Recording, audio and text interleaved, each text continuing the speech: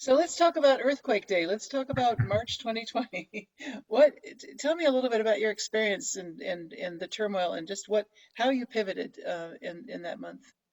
What was interesting as, even starting in January and February, it was a slow decline into people knowing that there is something out there that we need to be more careful, need to have some distance, wear masks, lots of sanitation and or hand sanitizers. And I would teach a class in person, and we would have people who would want to sit further away from each other because Ah, they're aware. This is like in February of 2020. right. And then that March, where it came down, where the all of Santa Clara County went to the stay-at-home order, we had to quickly pivot on a dime, turn on a dime, whatever the phrase is, to take all of our classes that were in person before and change everything to online. Mm, So this was an email out to all the learners, everybody who was signed up for classes, moving forward, because we had no end date for this, no end time, that's right. and also our instructors to let them know, okay, here's what we're doing, starting today. Mm, And yeah, so it was a learning path of reaching out to everybody saying, okay, this class is now going to be online. And if you're not comfortable taking an online class, let us know. We can drop you from the class. But knowing that you're not going to campus, you have to go to this Zoom link. And then we had our process where, what are we going to be doing every day to prepare people for this, to send out mm, Zoom links to people who signed up for classes, what kind of pre-class work they have to do. One of the benefits of having an in-person class is you have machines that already have all of the software installed on it. right. So now if it's a class that's you have to have a particular type of software, we have to make sure that people know they need to have this installed on their machine prior to the session.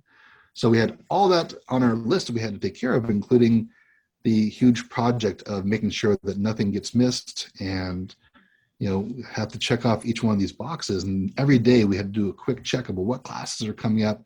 Do they have the Zoom link? Do the instructors know what to do? And Mm, so yeah, it was a lot of fun. It was a great learning experience.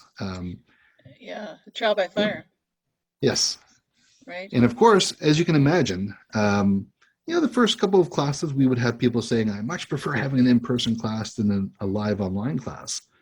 But then, as people got used to it and got used to the reality of where we were at the time, then those complaints became fewer and fewer as people realized that they had to, go with the flow.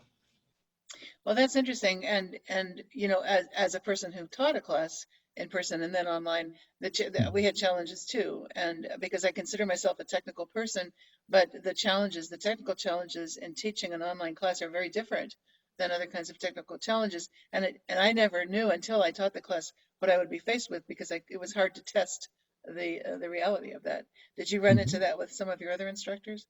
Oh, yes, we had to think of it as a full pilot all the way for this. As the very first time, here is what we're going to learn from it.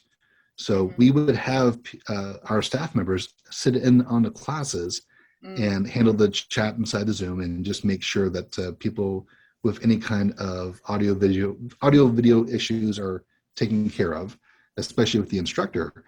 And there are times where we would have a pre-run with the instructor, or like a pre-call with the instructor, just to make sure things right. were working well for them. But yeah, a lot of issues that came up, including instructors who were having trouble sharing, or maybe having trouble taking a look at the chat. Everybody, because we're working from home, we didn't have the setup we have here in the office, where we may have a big screen and then a small screen. Mm-hmm. But we Mm-hmm. had instructors teaching everything off of a small screen. Oh gosh, yes. And yeah, it was a good learning curve for that.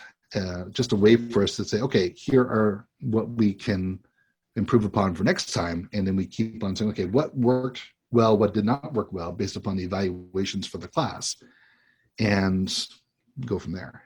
Right, right.